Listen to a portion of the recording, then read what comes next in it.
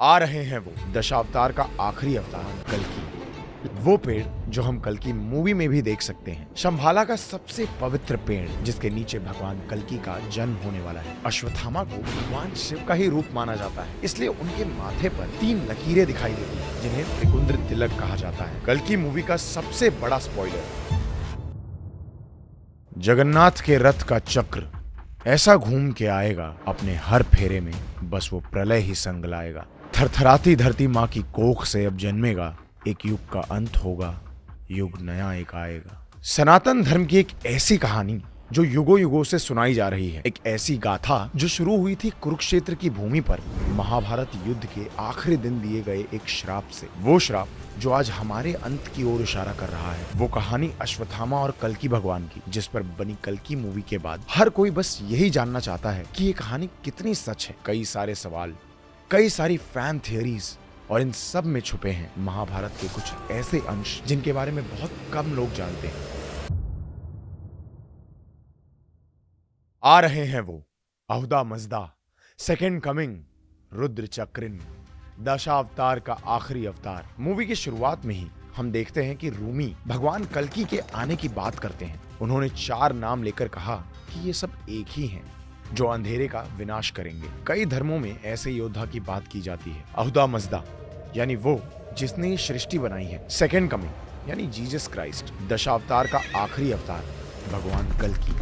लेकिन रुद्र चक्रिन ये नाम हमें ले जाता है हमारी प्राचीन कहानियों में, जहां हम जानते हैं कि भगवान कल्कि का जन्म कैसे हुआ। रुद्र चक्रिन यानी शंभाला का आखिरी राजा, वो शहर जहां भगवान कल्कि का जन्म हुआ। हिमालय के पर्वतों के बीच कहीं बसी हुई एक ऐसी जगह जहां सिर्फ वो लोग जा सकते हैं जिन्होंने ज्ञान और अध्यात्म की उच्चतम सीमा पार कर ली हो, जिनका मन बिल्कुल साफ हो, जो इस दुनिया के सभी बंधनों से पूरी तरह मुक्त हो चुका हो। कुछ लोग शंभाला को धरती पर स्वर्ग की तरह देखते हैं, तो कुछ कहते हैं कि ये जगह धरती पर है ही नहीं, बल्कि ये तो एक अलग डायमेंशन में एग्जिस्ट करती है, जहाँ सिर्फ स्पिरिचुअली एडवांस्ड लोग ट्रैवल कर सकते हैं। माना जाता है कि यहाँ रहने वाले लोग अपने अध्यात्म के शक्ति से कोई भी रूप ले सकते हैं, किसी भी जगह किसी भी समय में ट्रैवल कर सकते हैं। शंभाला एक ऐसी सीक्रेट जगह है जिसे ना सिर्फ सनातन धर्म बल्कि तिब्बतियन बुद्धिज्म, चाइनीज और भी कई सारे धर्मों में मान्यता दी जाती है। इस जगह के इतने सारे नाम हैं कि इसे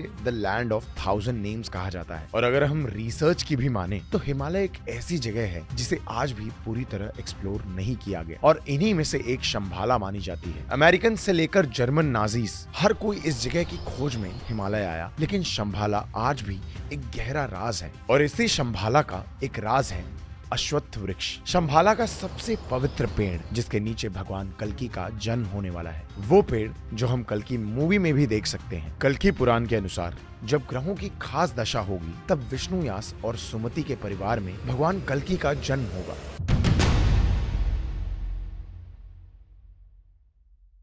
खड्ग अश्विनी नक्षत्र कल्कि मूवी में बताया गया वो दिन जब ग्रहों की एक खास दशा बनती है, एक ऐसी दशा जो 6000 सालों में एक ही बार दिखाई देती है। The darkest day in 6000 years। खड्ग का मतलब है आग से बनी तलवार, लेकिन असल में अश्विनी नक्षत्र हमारी एस्ट्रोलॉजी का एक आम हिस्सा है। इसे मेष राशि के साथ देखा जाता है। मार्च अप्रैल में आने वाला ये नक्षत्र नई शुरुआत की ओर इशारा करता है। इसे शक्ति और हीलिंग का प्रतीक माना जाता है। माना जाता है कि इस नक्षत्र का प्रतिरूप एक घोड़ा है जो भगवान कल्कि का वाहन भी है। इसलिए कई लोग मानते हैं कि कल्कि अवतार का जन्म अश्विनी नक्षत्र में होगा, लेकिन कल्कि पुराण के अनुसार भगवान कल्कि का जन्म बैसाख के 12वें दिन पर होगा, जो अप्रैल से मई के बीच में आता है। इन दोनों में कुछ दिनों का अंतर है। तो क्या ऐसा हो सकता है कि कई सालों बाद एक ऐसा क्षण आए जब अश्विनी नक्षत्र को बैसाख महीने में देखा जाए, और वही इशारा होगा कि कल्कि अवतार सच में आने वाले हैं।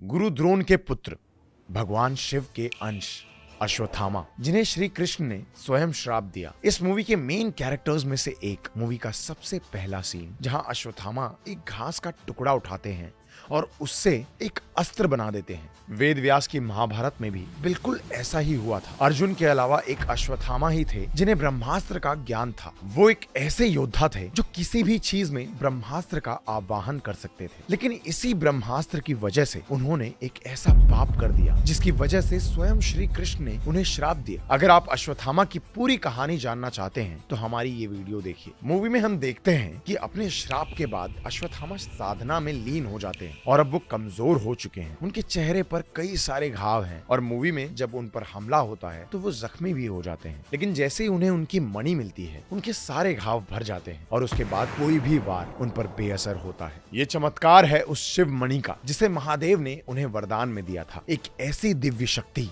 जिससे कोई अस्त्र शस्त्र, कोई बीमारी, कोई बुरी शक्तियां, भूख प्यास, कुछ भी अश्वत्थामा को हानि नहीं पहुंचा सकता। शिव पुराण के अनुसार अश्वत्थामा को भगवान शिव का ही रूप माना जाता है, इसलिए उनके माथे पर 3 लकीरें दिखाई देती हैं। वो तिलक जो शिवजी अपने माथे पर लगाते हैं। और अगर आप ध्यान से देखें तो मूवी में भी अश्वत्थामा के सर पर आपको त्रिकुंद्र तिलक की 3 लकीरें दिखाई देती हैं। अगर आपने नोटिस किया हो तो अश्वत्थामा पूरी मूवी में सबसे ऊंचे और बड़े दिखाई देते हैं। कहा जाता है कि वो 8 फीट के थे, लेकिन महाभारत के सीन्स में जब वो कृष्ण या अर्जुन के सामने होते हैं तो उनकी हाइट नॉर्मल होती है। ये भी हमारे ग्रंथों से ली गई बहुत इंपॉर्टेंट डिटेल है। स्कंद पुराण के अनुसार जैसे जैसे युग बीतते हैं इंसान की लंबाई कम होती जाती है, तो क्योंकि अश्वत्थामा द्वापर युग से हैं, उनकी हाइट ज्यादा दिखाई गई है। और यही इस मूवी की खास बात है कि कितनी बारीकी से चीजों को दिखाया गया है।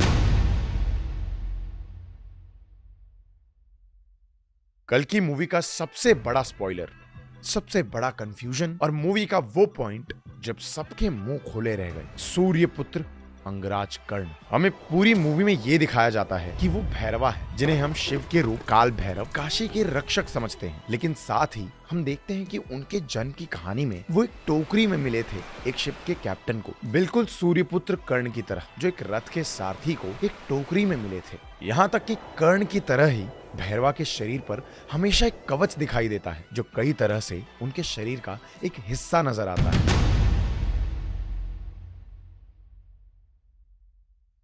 अश्वत्थामा भाग्य रचेता ब्रह्मदेव का गांडीव है ये, इसका प्रतिरोध असंभव है।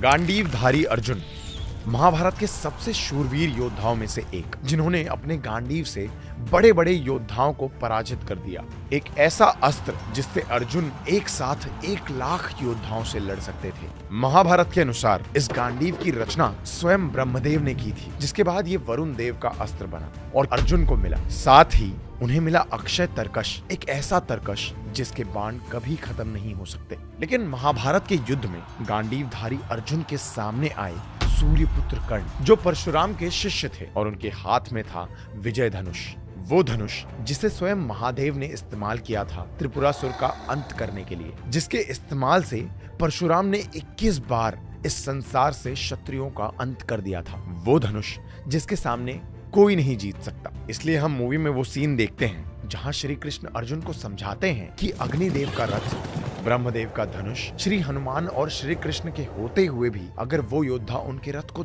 2 कदम पीछे कर सकता है तो उसमें कितनी शक्ति होगी। कल की मूवी में प्रभास भैरव है या कर्ण, ये तो हम नहीं कह सकते, लेकिन ये जरूर कहा जा सकता है कि इन दोनों धनुष का होना कर्ण अर्जुन के युद्ध की ओर इशारा करता है, या कहा जाए इंद्रदेव और सूर्यदेव के युद्ध की ओर। इतिहास में देखा जाए तो हर युग में इंद्रदेव और सूर्यदेव के बीच युद्ध होता है। द्वापर युग में अर्जुन और कर्ण, और अब कलयुग में इनके धनुष से युद्ध लड़ा जाएगा। हमने मूवी में देखा कि कैसे सुप्रीम यास्किन ने अर्जुन के गांडीव को आराम से उठा लिया। इसका एक कारण हमें हमारे ग्रंथों में मिलता है। हम ये जानते हैं कि अर्जुन का गांडीव ब्रह्मदेव की रचना है, लेकिन कल्कि पुराण के अनुसार कली की रचना भी ब्रह्मदेव से ही हुई है। माना जाता है कि ब्रह्मदेव के शरीर के अगले हिस्से से धर्म और अच्छाई की रचना हुई और उनकी पीठ यानी पिछले हिस्से से अधर्म और बुराई की, जिसका सबसे बड़ा रूप है कली असुर। और शायद इसलिए सुप्रीम यास्किन, जो कली है या कली के वश में है, उसने अर्जुन के गांडीव को